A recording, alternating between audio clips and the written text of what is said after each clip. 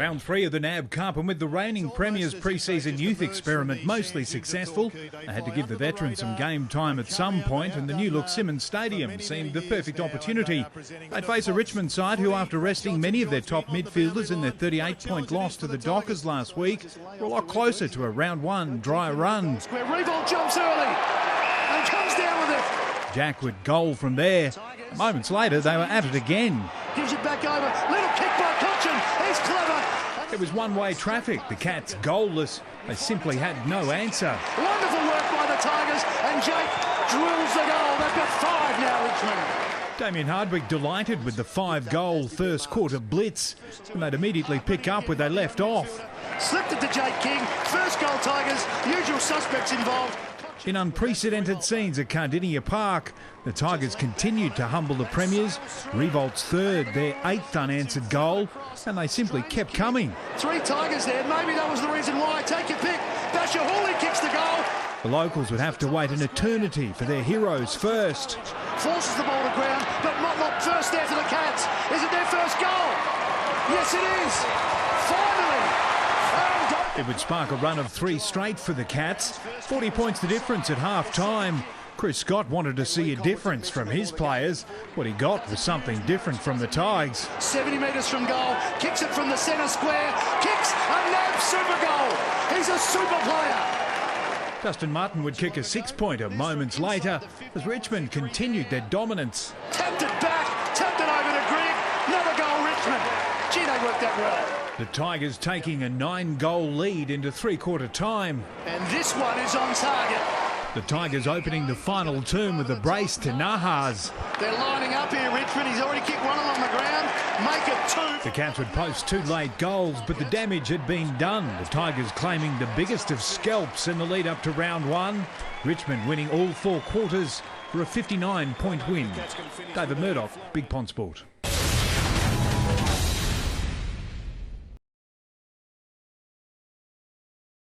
We didn't come just to get a bit of match practice and not worry about the result. We expected to play better than that. The opposition were very good.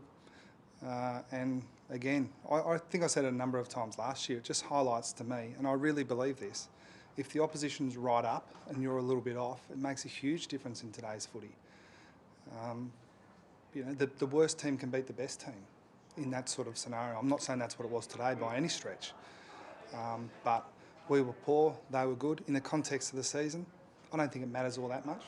But I'd hate any of our players or our coaching staff to think that it just doesn't matter, because we wanted to play well and we played poorly. So that's a concern. Oh,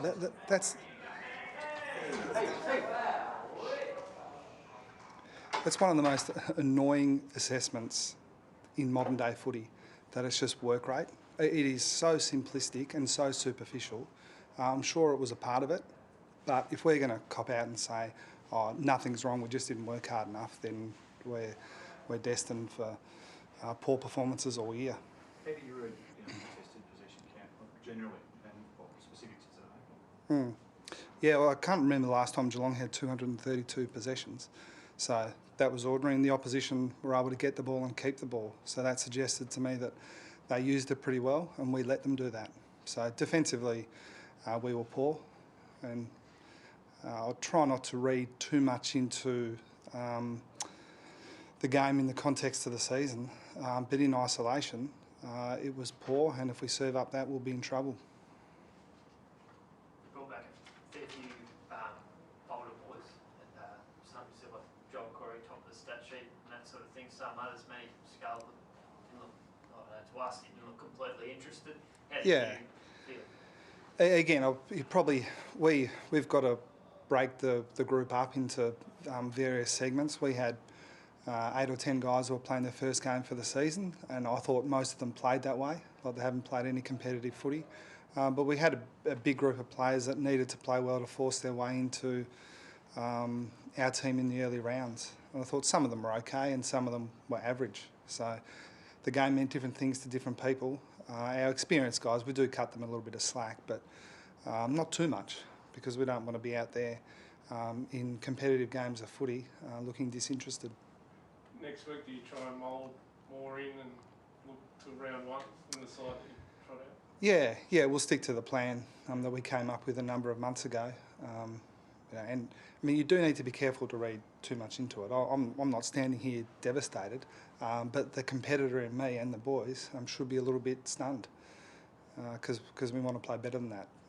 Next week we left a few guys out today that will play next week: Mackie, Stokes, Selwood, Bartel, Taylor. But I'm not saying that it will be absolutely a round one team, but we should be somewhere near it. Slightly peripheral, Chris. It was obviously hard to score goals up the western end.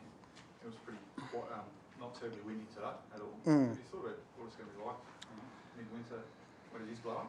Yeah, we've had some midwinter days in the middle of summer already through the pre-season. But you're right, it wasn't that windy. I didn't think it was all that hard to score up the other end. The numbers seem to show that, but the goal kicking would be hard. It didn't seem too hard to get the ball inside 50 at that end, but yeah, it'll make for some footy that we don't see at too many AFL venues these days. Chris, Taylor Hunt's second quarter on Dusty Martin, you would have been pretty pleased. Did you give him that task to run with him and just see how he could handle it? He did pretty well. Yeah, he was pretty good. Yeah, I mean, Martin's he's an A-grade player now, and he was very good in the first quarter and good again after half time. We think Taylor's on the way to becoming a pretty well-rounded player. He's certainly not completely a defensive player.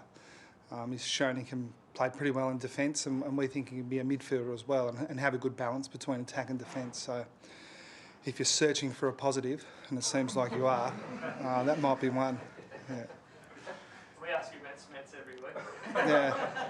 Let's go again. But he looked pretty good today. Yeah, he does some good things. Yeah, he's played. That probably makes about 9 games or maybe 14 games in 3 years for Billy. So, yeah, we think he can be a good AFL player, but we're a long way from knowing for sure. He's in a group of players that he's in consideration for round one, but he hasn't forced his way in yet. That's for sure. Does the clearance work? You've got 2 new ruck or 2 youngie. Yeah. Probably start the season, but that first quarter, the 10-1 then clearances out of the centre. Is that going to be obviously the focus in the next couple of weeks leading into or for the whole season again as well too? Yeah, I mean, if we get killed around the clearances in today's footy, it means you're having to defend in your back half, and that makes it hard, the way most sides are trying to play. But again, it's disappointing, but it's a pre-season game that we can't read too much into. If it becomes a pattern, then we'll have to address it. But it wasn't a personnel issue. We started with Kelly, Chapman and Corey in the centre bouncers, and West as well. Westy had a poor day, but he's had a good pre-season and still looks in good shape, so we won't hang him for one game. But yeah, you're right. I thought Richmond beat us in every facet of the game. I couldn't really take a positive. I guess when they have 130 more possessions, there's a fair chance we'll have a few more tackles. But yeah, besides that, I thought they just dominated us. Far away. Oh, listen, I was too carried away. I thought our guys were, they're pretty good. They were solid over 4 quarters. Probably the last 10 minutes was a little disappointing. Went away from a couple of our systems, but overall, the stuff that we're looking to implement over the course of summer actually came out today, which is really pleasing. We've seen signs of it in various games. Obviously, the first half against Fremantle was good, and some good signs there today. The thing about it is you look at bloody Geelong, they've got Bartel, they've got Selwood, so all those players to come back. So it's certainly, no illusions how good they are. Can you also elaborate on the signs?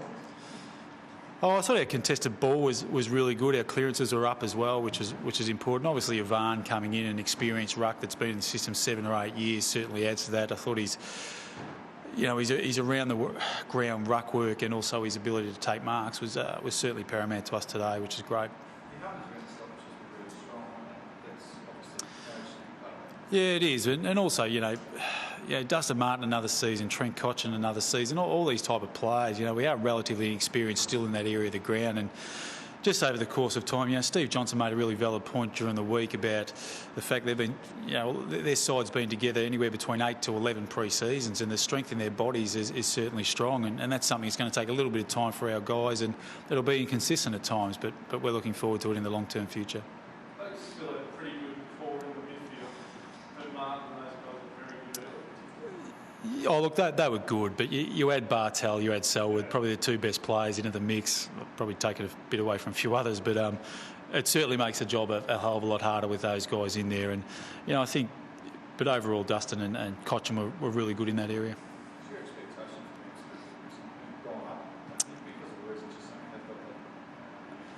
I think so. We don't want to put a ceiling on their development, but we certainly expect those two players to be, in the upper echelon of the AFL. And you add with further development, you see guys like Reece Conker coming through, Batchelor, Helbig, all these type of players that have come over the course of the 3 years that we've been here. We're starting to see some depth in our football club, which is something we haven't had for a period of time. And the signs are good. We've still got a fair way to go. There's still some areas of game we need to clean up, but we're reasonably okay with where we're at the minute. Yeah, I thought we controlled the ball really well. Probably last week it was a little bit harder with probably the side we had out there. You're adding our better ball users in our midfield. It certainly helps us, and it's probably something that's probably been a little bit written up as it's a mistruth. Our ball use last year was actually quite good as well. Stats-wise say it's okay. We do, unfortunately, when we do turn it over at times, it is quite harrowing to watch when it does come back the other way, but that's something we've worked on over the summer. And our recruiting model with Francis Jackson, his team's done a terrific job bringing in reasonable disposals of the ball. Brandon Ellis? Yeah, I thought he had another good performance today. And look, he's doing everything right at this stage. He's playing good, hard, tough footy, which is what we wanted, and we knew that when we recruited him. That's what he was there for, and he uses the ball really well also. Yeah, Adam. Yeah, I thought he had another good game. Another guy just uses the ball really well. He apologised for his goal kick, and I'm not sure what he kicked today, but the one thing he does, he makes really good decisions with the ball, and defensively we've been really, really happy with the way he's played, which is obviously the knock on him coming over. But look, if he keeps up that form, he's certainly going to be hard pressed to keep out.